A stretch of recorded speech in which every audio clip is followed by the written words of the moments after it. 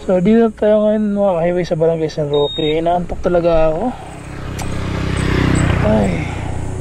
Ayaw ko piliting bumahay, baka mabulagan na lang ako. Nasa gilid na ako ng kalsada, nakahiga.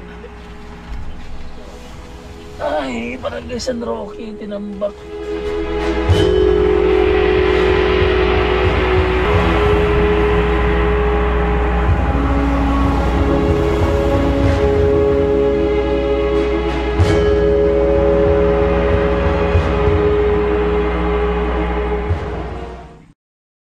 Inabot pa tayo ng 30 minutes. 2:43, 2:44. Tara.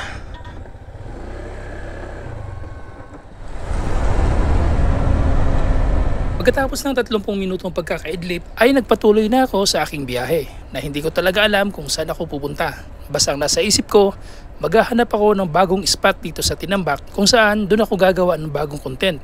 Uuwi na nga sana ako kasi medyo sumama ng aking pakiramdam, pero naalala ko, meron pala tayong ka-highway na nagsuggest na bisitahin ko raw ang Barangay La Medalla.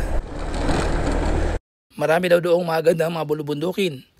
At naisip ko rin na pagkatapos sa La Medalla ay didiretso tayo ng Barangay Calooco. Itong La Medalla, Tinambak.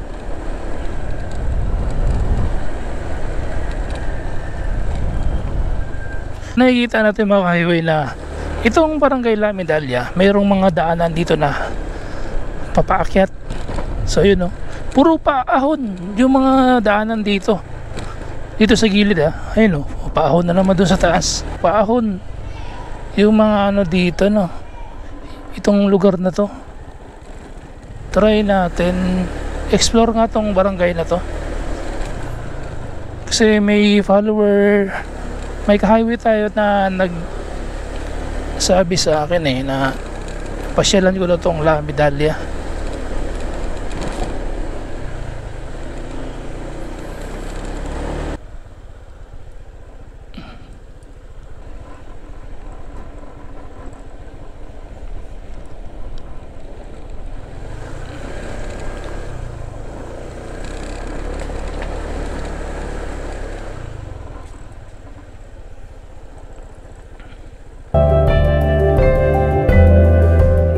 Kilalang mayaman sa likas na yaman ang Tinambak.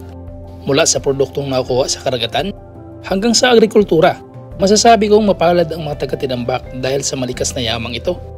At syempre, mayaman din ang Tinambak sa mga gandang tanawin. Nang marating ko ang pinakataas itong bahagi ng La Medalla, ay ito na ang bumungad sa akin. Isang lugar na akala mo nasa paraiso ka. Isang lugar na ang kagandahan ay kailanman hindi mo pagsasawaan. Sa kaunting oras na minamasdan ko ang ganda ng tanawin, para bang tumigil ang oras at saglit kong nakalimutan ang aking mga suliranin. Lagi kong nasasabi sa aking sarili na kung ang ganda ng mundo ay nakakamangha, gaano pa kaya ang dakilang lumikha?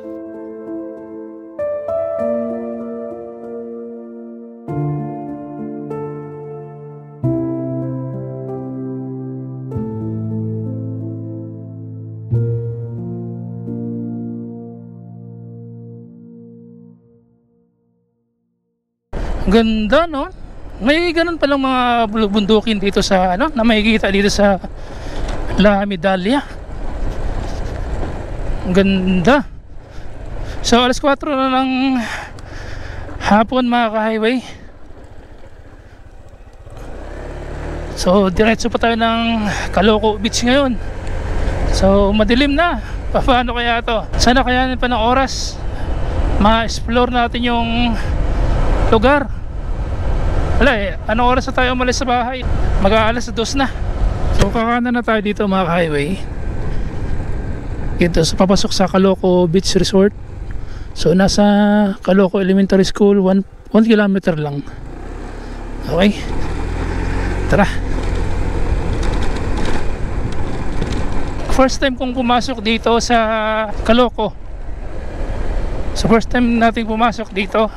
Matagal na tayo nag-vlog dito sa Camsur, pero this is the first time na pumasok tayo sa lugar na to. So merong mountain hill dito sa taas. Teka, para may daanan dito. So, tingnan natin. Mas malapit-lapit ito sa Agayayan kaysa Agayayan. Nasa mga 6 kilometers yata or 7 yung papasok mula dun sa main road, dun sa Barangay Sagrada. Then yung papasok naman doon sa looban, nasa mga 6 kilometers yata. Wow, ganda rin pala ng ano dito, oh. Ganda rin pala ng view dito mga ka-highway, oh.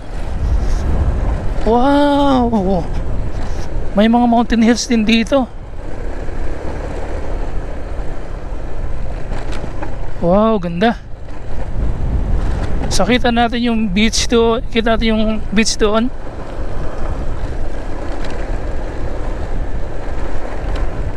Suabe. Ganda rin ng view dito mga highway.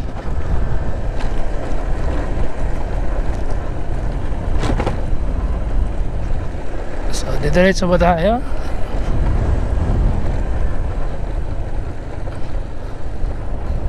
Try ka magpalipad kaya tayo ng drone.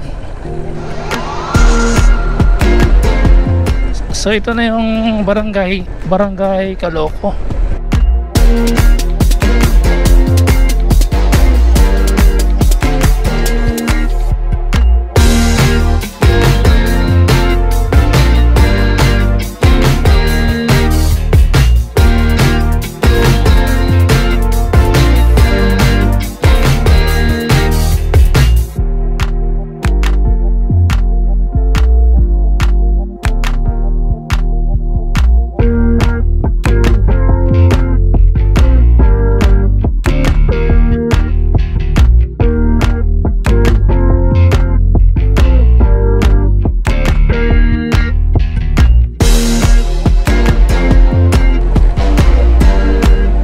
Ito na yung Calooco. So first time natin dito mga ka-highway. So ito na siguro papunta ng dagat.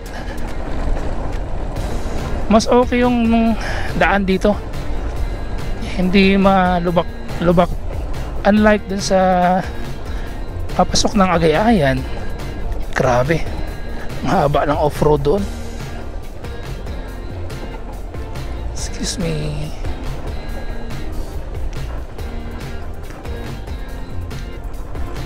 So ito yung barangay Calooco. Hanap tayo na pwedeng mapagparkingan ng ating motor. So ito yung kanilang ang papunta na sa dagat.